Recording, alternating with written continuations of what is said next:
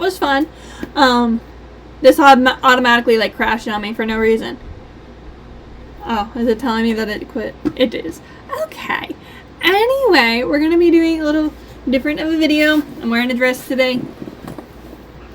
Not that you guys needed to know that, but I'm wearing a dress today. Okay. We are going to be talking about books that intimidate me to start and why they intimidate. I did a third time. I did a quick run around of my room and I found 1, 2, 3, 4, 5, 6, 7, 8, 10 books without like diving too deep into it to see what I had, and we're just gonna go over why they. You're okay. You good?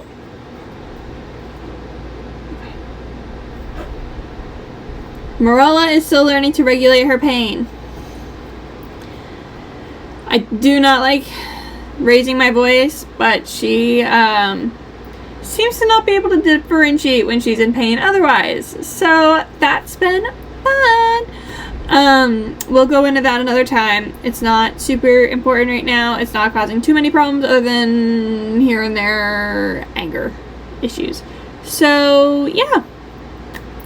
See, mascara white like worked off one side of my face, so we're gonna rub the other eye real quick, see if we can't make it look this. No, not even close. I somehow put like 20 times more mascara on this one side. Whatever. Okay. Anyway, yeah. So let's get to it. I have my gaming set up over here because I have a new system, but all right, let's start. I mean, I guess we're gonna go top down because that's kind of how I have these all out right now, and I'm not changing it up. We're gonna start with Dragonflight by Anne McCaffrey. So, everybody has compared this to Fourth Wing. They said that it's a way better version of Fourth Wing if you like fantasy more than the romance aspect of Fourth Wing, which I tend to like the fantasy side more than the romance side. So I was really excited, but this is also 17 books. 17 books. I have 4. I bought them because I want to read them, but I am intimidated to even start reading them. Not just that, for some reason they are marked as science fiction. So I don't know if it's like modern day or if it's like medieval-y times. So I don't know. I don't know, but this is intimidating. There's 17 of them. All the ones that I'm getting are pocket size, which I already don't like. So it's just a lot to handle. But I want to read it because I like Dragon War College and school and stuff and all that kind of stuff. I like the fantasy and the world building aspect of Fourth Wing. So, I definitely want to, like, read this series. It sounds really good, honestly, everything I've heard about it. So, like, why wouldn't I want to read it? So, yeah, this is the first book that intimidates me. Second, we all know how I feel about the first series that she wrote, which but this is the one that intimidates me from her, Six of Crows, Leigh Bardugo. I did not like Shadow and Bone. I even got rid of my Shadow and Bone copies. I've heard nothing but amazing things. I've heard, oh, skip Shadow and Bone, like, these are just totally worth it and you'll fall in love with them. That's what people told me about Shadow and Bone. Shadow and Bone's amazing. You're gonna love it. I thought it was one of the most annoying series I have ever read in my entire life. I did not like the main character any of the books. The only character I liked, which is another book I'm intimidated by, but it's a part of this, so we're gonna loop in King of Scars with this because it's the same world. I hated the series so much of Shadow and Bone that I am struggling to pick this up. But this is heisty. This is like a fantasy heist world. Like, it's like a thriller and a fantasy in one, and I'm here for it. But that's the problem. I hated the first series that bad. And then King of Scars, I love Nikolai. That's the only reason I picked that up. found out there was a series about him, and I just about had a meltdown of, like, excitement. So, there is that. Oh, love. I'm learning Portuguese, unintentionally. So, I had to read that and remember what it went. Anywho, I want to love this. I think I have tried to start it, and I've, like, opened it, and I have not continued. That's all I've done. All I've done is open the book. Opened. That's it. Opened. I'm going to make piles because these all go to different homes. So this goes over here. This goes over there. Okay. Her writing style, I will say, is great. I do like her writing style. I just did not like the main character. And I am okay with insufferable main characters if they have a redeeming quality. I just found Elena, or Alina, or whatever her name was. I don't even remember. I found her to be insufferable, and I am scared that they are gonna be insufferable. And everybody is telling me about these two characters that they absolutely love from there, and it's like ride or die. And I'm like, okay, apparently Kaz is amazing, I get it, but, like, I'm terrified that I'm gonna hate this book just as much as Shadow and Bone, especially because people have been telling me, oh my god, yeah, the first series sucked, and then the second one, oh my god, it's the most amazing thing in the world. And it's like, it's also hyping it up to a point where I don't even know what I want to expect anymore. And even though I tell myself not to expect the best when people are hyping it up, and also not to expect the worst, I expect a level of writing that I have not been receiving in my reading lately, which has been slightly disappointing.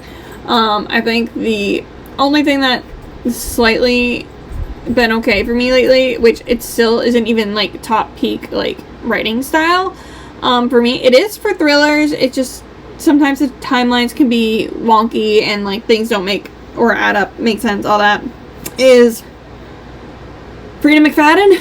So, especially because I already had a bad experience with, that author, I'm kinda nervous about starting another series by her. I mean, who wouldn't? If you read an entire series, you rated the first one, like, terribly. And, like, and it even says, like, my review when I originally posted it said, this has nothing to do with the author. The author wrote a beautiful story. Just the main character sucks. Absolutely sucks. Her world and everything is so amazing. It just, but, like, even the third book was basically the first book all over again. And I just, we're gonna stop ranting about this book series because I think I can rant about it for, like, the next, like, several hours. But then I would be, like, spoilery, and I just need somebody else to read this series and talk to me about it because... And it's not because it was bad that I want to rant about it. It's, like, some of the aspects were so good. Like, book 2, I really did enjoy book 2 of Shadow and Bone, but, which I don't even know what the second book was. I just... The reason it flipped for me was Nikolai, the introduction of Nikolai, and having him throughout the book. Like, I will say, in the end of book 2, she does have, like, an amazing moment, and then it all goes to shit again in book 3. So, yeah. Nikolai. He's really the only reason I liked it, and then book 3, they did stupid snaz. I'm trying not to swear as much. Okay. They did stupid snaz, so I ended up getting mad more at the book than I should have, but it also felt like it was repeating all of book 1 all over again. I will say I did like the graphic novel version of Demon in the Wood. I did read it and I liked it, but it didn't, like, my brain wasn't making comprehensible sense of it, so when I read the graphic novel and I could see the pictures, it made more sense, and then I actually just hated Elena more. And it had nothing to do with Elena. Absolutely nothing. But, I don't know. For the powers that she apparently has, it's just, it just makes her, I don't know. Hot take, everybody! Very popular book talk series. Absolutely hated by Tiny Nobody. But, yeah, no, seriously, we're going to move on from that book now, and we're going to move on to the next one, which it surprises me because every single person when I worked at the bookstore loved this book and they wanted me to read it, and I really need to wear my glasses. I don't even care if there is a glare, and you guys can, well, I actually do care if there's a glare. My eyes just hurt a little bit. Okay. Assistant to the villain. I hear it's comedic. I hear it's not high fantasy. I hear it's kind of cozy, funny. Totally down for that. But at first, for the first like several months, even when I had it, I was sold like fantasy. It was kind of like funny and witty, but it had like a big fantasy aspect, and there was stakes. And now I'm hearing it's like it's not as high stakes. It's not this. It's not that. And I'm totally down for something more cozy, but I'm already disappointed in the fact that it was not either marketed properly or the readers didn't market it properly for the author, because I only took this recommendation based off of readers and I didn't look anything into the author. I have the first two. I need to get the third one that just came out, I think, today, actually, and get it. So, all my edges match and all that fun stuff. So, it's, I don't know, my eye hurts. But, yeah, so that's really as bad as it sounds. The only reason I'm intimidated by this book, and, yeah. I don't know. I don't also think I've been in a mood for something like silly. I just, yeah. And there's a talking frog. I don't know the talking frog's name, but it even says it in the corner. Help! And I don't know if I want to help or not. That sounds so stupid. I don't know if I want to help or not. Sorry. I'm tired, guys. I'm sorry. I'm so sorry. Next up. This is an interesting one. Because I really like the aspect of this book. I like everything to do with what the book is supposed to be about. And that would be Divine Rivals by Rebecca Ross. I've never read a Rebecca Ross. But when two young rival journalists find love through a magical connection, they must face the depths of hell in a war between gods to seal their fate forever. But my understanding was this book was an enemies to lovers between the two journalists, and this sounds like it's literally just a love story and them fighting the gods. But I also hear it's emotionally heart-wrenching, and it does have an enemies to lover aspect, which it doesn't feel like it's an enemies to lovers if literally in the title, like in the biggest part of the blurb, hey, two young journalists just fall in love and they write letter, like, you know what I mean? So it's just like, yeah. Not just that. I know this is nothing to do with Owl Crate, but my second copy had like a lot of damage, so I had to get a new copy, and now it looks great and it looks fine, but I was actually slightly disappointed. Like, it was smudged so bad, like the edges, it like bled through into the paper. It was a whole mad mess, which they did replace it like really quickly. I told them what happened, they got back to me within like an hour, and they did a really great job. I just was like, when I have a bad experience even buying a book, I don't know why I get so upset about it, but I do. It could just be a me thing. Or it could just be a, you know, Kimberly mental state. But yeah, that book really has nothing to do with like me being intimidated to read the story, other than like, again, pitching wise, it just sounds like it's so much different. And then like everybody says it's like the absolute like masterpiece. And I'm just scared that it's not actually gonna be the masterpiece, because like, for example, like I told my friend that I absolutely loved Cruel Prince. I liked the like silly aspect. And then the all over the place like main character, because like it felt like a real person to me, but they also did not have a neurodivergent brain like me, and they were just like, why do you even like this book? And I'm just like, because it's really good. Like, I think book reading is all a matter of opinions and what you're looking for in a book, but and that's totally fine.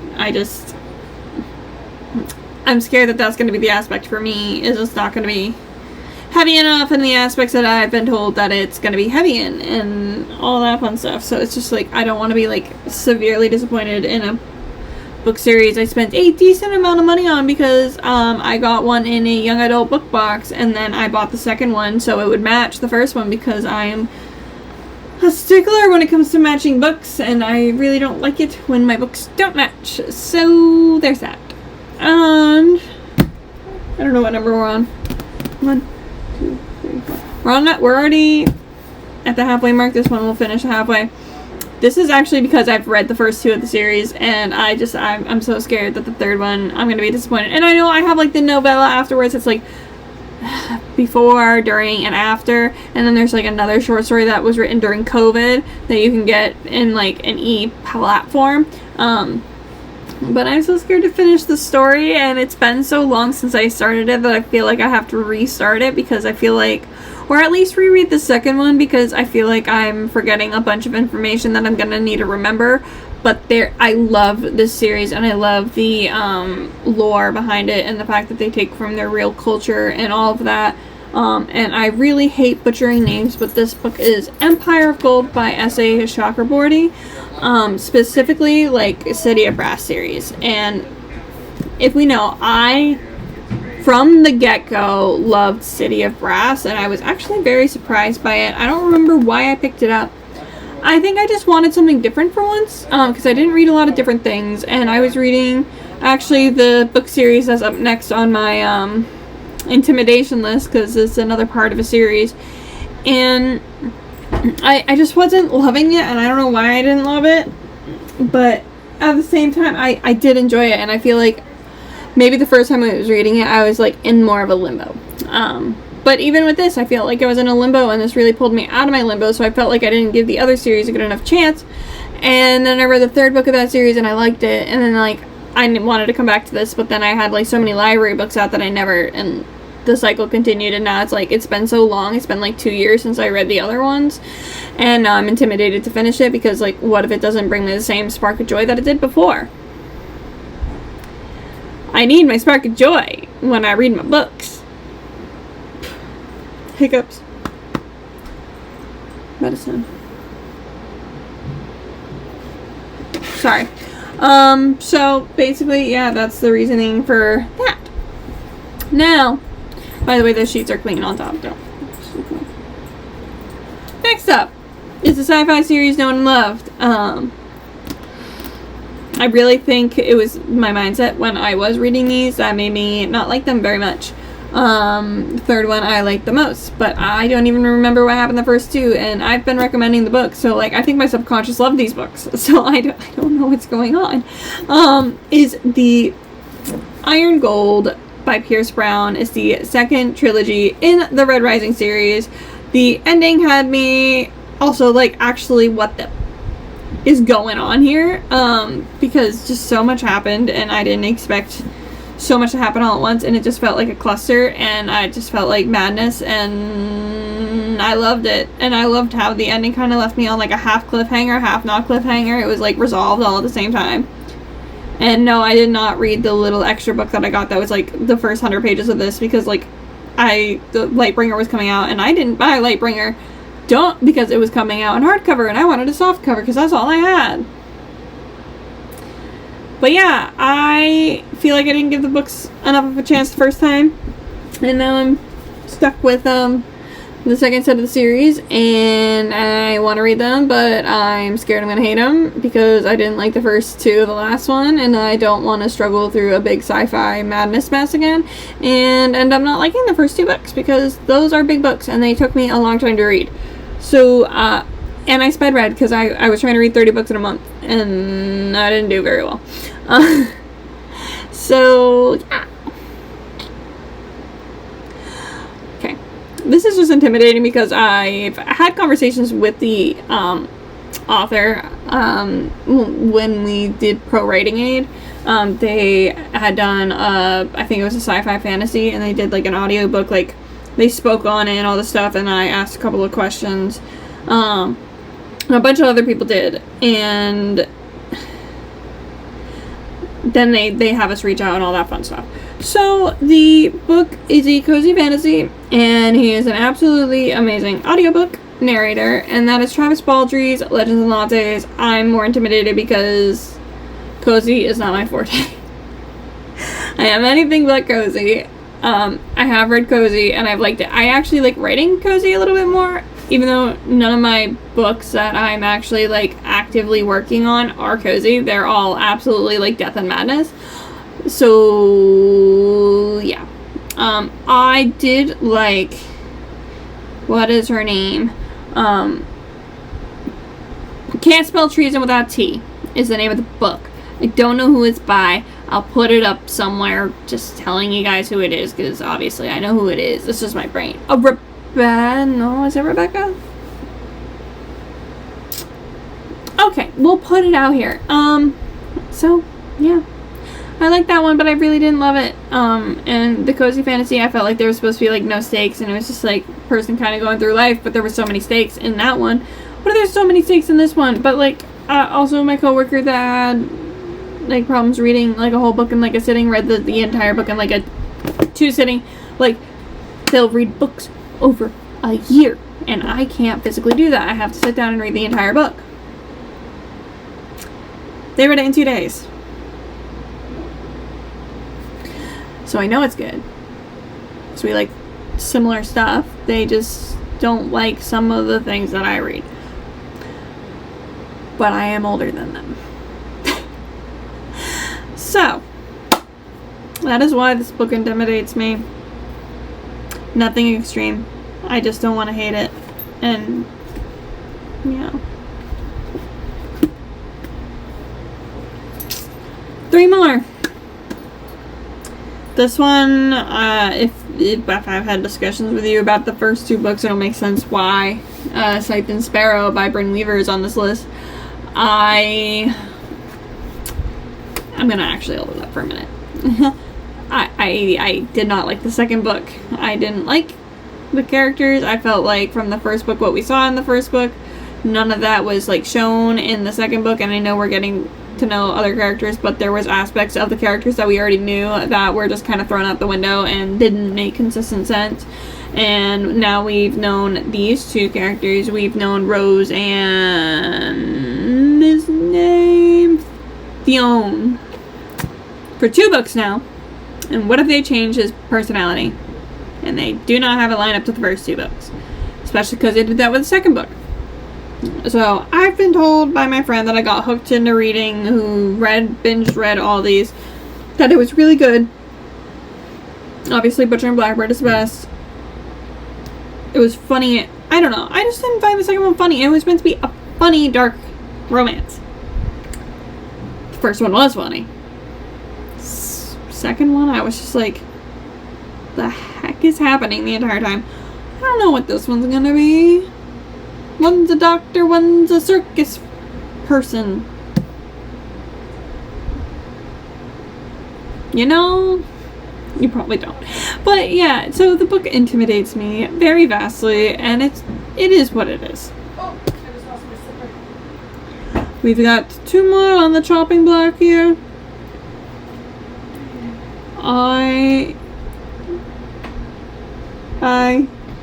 I'm just filming. I'm almost done. What? I said I'm filming. I'm almost done. Babel by R.F. Kuang. I just finished Yellowface. I actually vastly, surprisingly enjoyed Yellowface. I did enjoy the second half of the Poppy War, and I enjoyed the Dragon Republic. But the Poppy War and the Dragon Republic, I had to skip over parts. The Dragon Republic, I don't actually think I skipped any parts, but the Poppy War, I actually got physically sick from it. Just because of the graphic detail, and I mean, it was written absolutely astonishingly and amazing, and like, this author has the absolute, like, chef's kiss, like, prose and writing style, and knows how to graphically get you. But, this is a huge book, and it sounds like it's like a ride or die book, and it's huge. And then everybody's like, that's intimidated to read it, like, that's like a video, oh, this is a book I'm intimidated to read, and then they read it, and it's amazing. But it sounds like it only takes place in this one building, too, which, mind you, has plenty of floors, but, oh, nope, there is a map, so, okay. It's, yeah. And it's, like, kind of historically fantasy, more so than the Poppy War, because she kind of made it, like, gave it fantasy aspects of, like, a war, and all that stuff. So, essentially, this is a huge book. I am intimidated by really big books. Like, when I originally read Priory of the Orange Tree, I didn't want to read it at first, so This kind of has the same vibe feeling for me. As this is huge. Am I gonna love it? Am I gonna hate it? Am I gonna finish this 1,000-page monster and hate my life? Plain and simple. That's, as you can tell, probably a lot of these books, but I mean, that one's the biggest one out of all of them. This last one just intimidates me because this genre I'm not the biggest fan of, but some of the books I've read I've found very entertaining, and I just don't know if I'm gonna like this one, especially because some people I know really love it, and I haven't liked a single book that they like. So, the final book is Phantasma by Kaylee Smith. Do I need to explain more? Probably. Alright, this was a book of the year, book of the month finalist. Phantasma has only 2 rules: stay alive and don't fall in love. So it kind of reminds me of a fantasy romance, which I'm totally fine with fantasy romances, but this has like a whole other dark side apparently, and the spice is apparently like really messed up, and I'm not a big fan of that. I usually skip it. So if it's that bad, I really don't think I will finish it. I didn't like Gothic Kana. I already gave my copy away, which I have the second one, which I guess is another one I'm intimidated by for similar reasons. So, but yeah, these are all books that I personally own that I am intimidated by. I didn't go through my list, and it's like, I mean, there's a bunch of other books that I'm intimidated by to read, but these are like my top ones. I saw them and I'm like, yeah, that's one. So maybe I'll do like an actual like grand list of books that I'm intimidated by, but I wanted to do ones that I personally own because this year's specific goal for reading, if you remember from the beginning of the year, probably not, because like my goals have changed, and I don't know if I've really discussed them with anybody yet, is that I want to read 50 physical books that I own. I think I've read 3. It is mid-August. It ain't gonna happen. I mean, I can try. I really could. If I stop taking library books out, which I'm on the Frida McFadden kick, like I'm reading every single one of her books right now, I'd probably be able to do it and it would be just fine, but I'm not in that mood right now. So I really wish we would get another Frida McFadden for the book club, because I actually have one that I own. I just don't know where it is. So that is another thing. I have to find it now. So I'm gonna. It's on one of those 2 shelves if it's not in the wrapped TBR. And if it's in the wrapped TBR, I guess I'm out of luck. So, yeah, those are my personal books that I own that I'm intimidated by. I have others probably in my closet that I didn't even touch or look at, but that's besides the point. Those are my top 10. Does that work? I think that works. That works for me anyway.